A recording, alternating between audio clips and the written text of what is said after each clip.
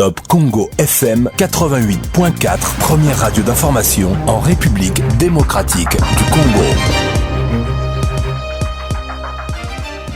Monsieur le ministre, bonjour. Bonjour, monsieur Christian. Beaucoup d'eau, beaucoup d'encre a coulé autour du dossier Veridos. Aujourd'hui, vous êtes ici à Berlin avec eux. Est-ce que vous avez changé votre fusil d'épaule ? Il faut le reconnaître, et cela, c'est vrai, a fait jaser dans la presse.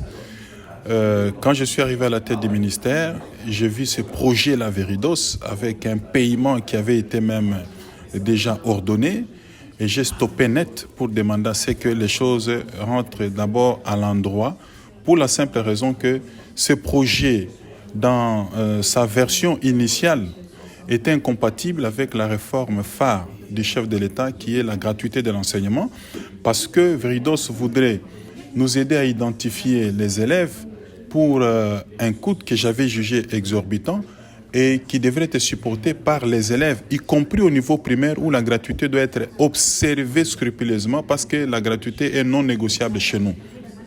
Ceci avait été rejeté, mais Veridos est revenu avec un nouveau projet qui est compatible avec la vision du chef de l'État, avec les axes prioritaires du gouvernement et même l'agenda qui m'a été imposé par le gouvernement. C'est-à-dire, désormais, les niveaux primaires, c'est-à-dire les élèves ne vont plus supporter les coûts de cette opération. Et ce qui est intéressant pour nous, j'ai orienté le projet Veridos selon nos priorités à nous. Nos priorités à nous aujourd'hui, c'est arriver à maîtriser l'effectif des écoles publiques et privées pour éviter les écoles fictives, arriver à maîtriser les effectifs des enseignants pour éviter les enseignants fictifs, arriver aussi à maîtriser les effectifs de tous les agents de l'EPST pour éviter les agents fictifs. Parce que ça nous faisait perdre à peu près 52 milliards par mois, milliards de francs par mois à cause de tous ces fictifs-là. Maintenant que le projet a été établi selon la vision que nous avons imposée et au regard de la législation congolaise, pas allemande comme avant, et nous attendons que l'avis de non-objection nous soit donné pour que finalement je puisse apposer la signature à ces contrats. Vous dites que ce ne sont plus les élèves qui vont prendre en charge le financement de ce projet. Qui va payer ? Non, c'est un projet qui rentre dans le cadre des axes prioritaires du gouvernement, de la façon dont je viens de l'orienter. Donc c'est le gouvernement ou le trésor public qui le prendra totalement en charge, et non les élèves pour ne pas déranger la gratuité. Aujourd'hui, pensez-vous que votre sortie accusant l'IGF d'être à la base de tripatouillage dans les finances était fondée ? Je ne sais pas quel est le sens ou l'orientation de la question, mais ce qui est vrai, et je le répète, j'avais dit que le projet Veridos, dans sa version initiale, il était incompatible avec la gratuité. J'avais refusé de le signer, je m'étais opposé au paiement et l'inspecteur général des finances m'avait demandé de laisser passer cela, et je le répète et je n'ai pas menti.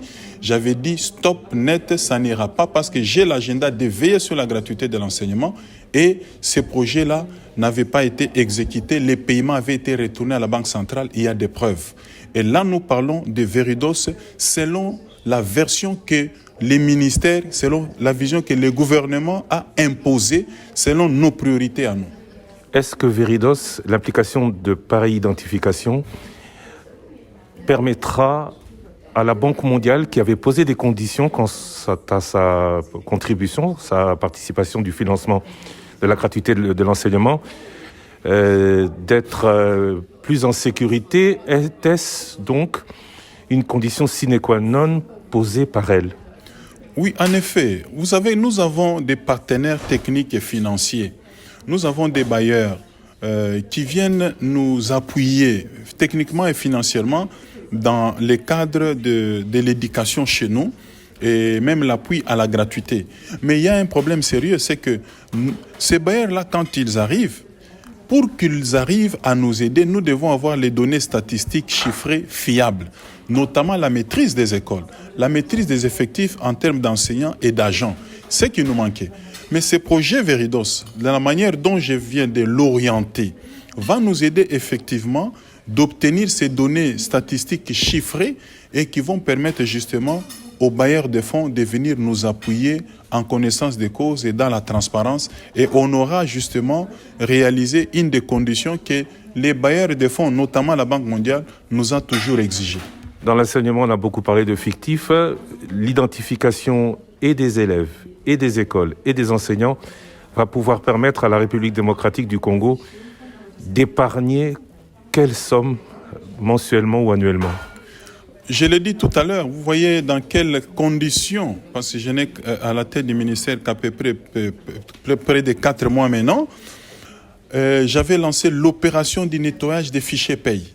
Et ça m'a permis d'économiser quelques ressources qui étaient détournées chaque année. D'après les rapports d'audit qui avaient été faits, c'est 52 milliards de francs congolais qui échappaient à la fin de chaque mois à la République. 26 millions de dollars. Voilà. Mais maintenant, jusqu'au moment où je vous parle, je n'ai pas encore réussi à récupérer toute cette somme. Mais au moins le peu que j'ai récupéré, combien suivi, j'ai investi dans la prise en charge de... Je vais évaluer.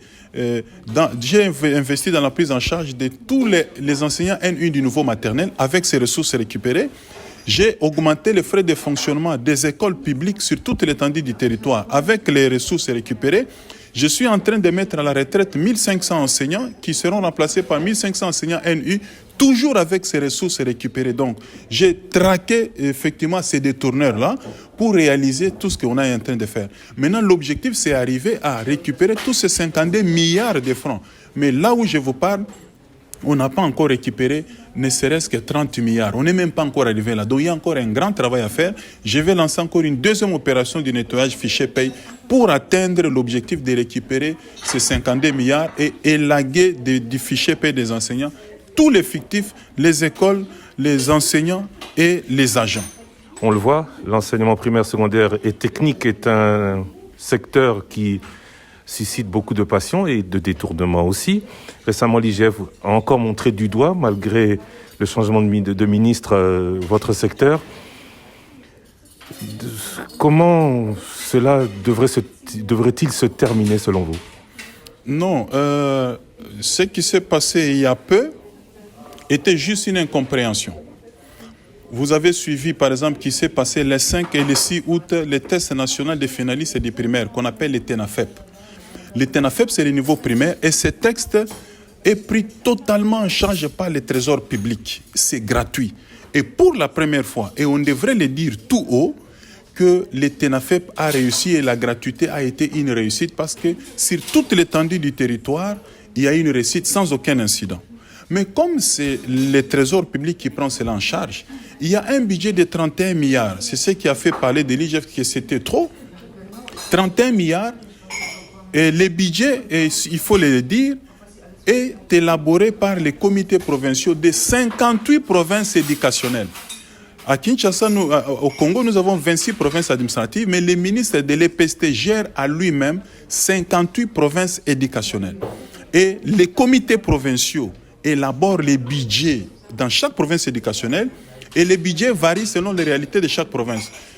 Dans une province, vous n'avez pas le même nombre d'écoles, les mêmes nombres d'agents, vous n'avez pas le même nombre d'enseignants et les budgets varient. Et ces budgets remontent jusqu'au niveau central et un bon d'engagement est établi par les services attitrés et comme c'est les ministres qui engagent les ministères et j'ai essayé d'engager un bon d'engagement pour obtenir les paiements aux finances. Et on a eu 71 milliards. Tous les débats qui s'est passé avec l'inspection générale des finances, c'est de savoir comment cet argent va payer les intervenants. Qui sont intervenants? Ce sont les enseignants qui sont mécanisés, payés, qui ont des numéros. Tous? D'abord, je vous énumère. Les enseignants mécanisés et payés, même par la banque. Vous avez les enseignants nouvelle unité qui n'ont même pas des numéros de compte. Vous avez les agents de la police, vous avez des agents de renseignement et les superviseurs nationaux et provinciaux. Tous ces acteurs n'ont pas toujours les mêmes comptes, ils ne sont pas payés toujours à la banque. Alors, ce qui fait que les petites primes qu'on paye à tous ces intervenants, tantôt 40, 50 000 francs, 70, Moi, j'estime que pour des raisons d'efficacité, parce que les lundis, nous lançons la session ordinaire, il faut éviter que ça soit saboté parce que ces intervenants n'ont pas été payés par mon prédécesseur Bakonga, l'édition 2020. J'ai négocié avec eux, j'ai obtenu les moyens. Il faut vite les payer pour qu'on n'ait pas de couac.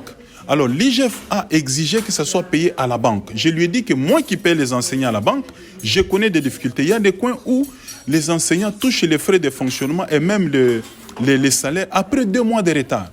Alors, pour avoir insisté sur les paiements à la main, ce qu'on appelle Maboko Bank, j'étais surpris que dans la presse, qu'on parle d'un détournement ou d'une tentative de détournement pour des fonds qui sont encore, jusqu'au moment où nous parlons, à la Banque centrale. Ces fonds ne sont même pas encore sortis, même pas un franc. Donc, et même l'IGF lui-même, dans ses habitudes, il a toujours fait des communiqués ou des écrits pour dire qu'il y a des tournements ou tentatives. Il ne l'a jamais fait pour moi. Et ça, lui-même ne l'a pas, lui-même l'a dit, ce sont les réseaux sociaux ou certains journalistes ou médias de la haine qui ont distillé ce genre d'informations. Donc, c'était juste une incompréhension sur les mécanismes de paiement. Il n'y a jamais eu de détournement, ni de tentatives. Je suis juriste, professeur de droit et praticien du droit, donc il n'y a ni tentative ni détournement. Et lui-même ne l'a jamais confirmé, parce que j'ai demandé qu'il le confirme par écrit, ils ne l'ont pas fait. Donc c'était juste cette incompréhension, mais on est en train de trouver les modalités pratiques pour que ces exigences de faire passer par la banque, oui, et que la célérité aussi. Parce que si vous mettez tout l'argent en banque, il y a des plafonnements. Comment un inspecteur principal provincial va sortir tout l'argent et payer tous les intervenants de sa juridiction? Ça peut nous prendre 2, 3, 4 mois. Et c'était ça mon souci. C'est moi qui gère politiquement mon secteur. Je ne veux pas qu'il y ait des incidents. Lui voit les aspects financiers, moi je vois les aspects politiques. Et nous devons trouver un terrain d'entente. Il n'y a jamais eu de détournement. L'EPST qui est aujourd'hui dirigé par le ministre Tony Mwaba ne peut pas détourner, ne peut même pas tenter de détourner parce que c'est les ministres qui traquent les détourneurs. Pour preuve, j'ai traqué les détourneurs, j'ai récupéré des ressources et j'ai fait beaucoup de réalisations dans ce secteur. Monsieur Tony Mwaba, je rappelle que vous êtes le ministre de l'enseignement primaire, secondaire et technique. Je vous remercie. Merci beaucoup. Merci beaucoup. Top Congo FM 88.4, première radio d'information en République démocratique du Congo.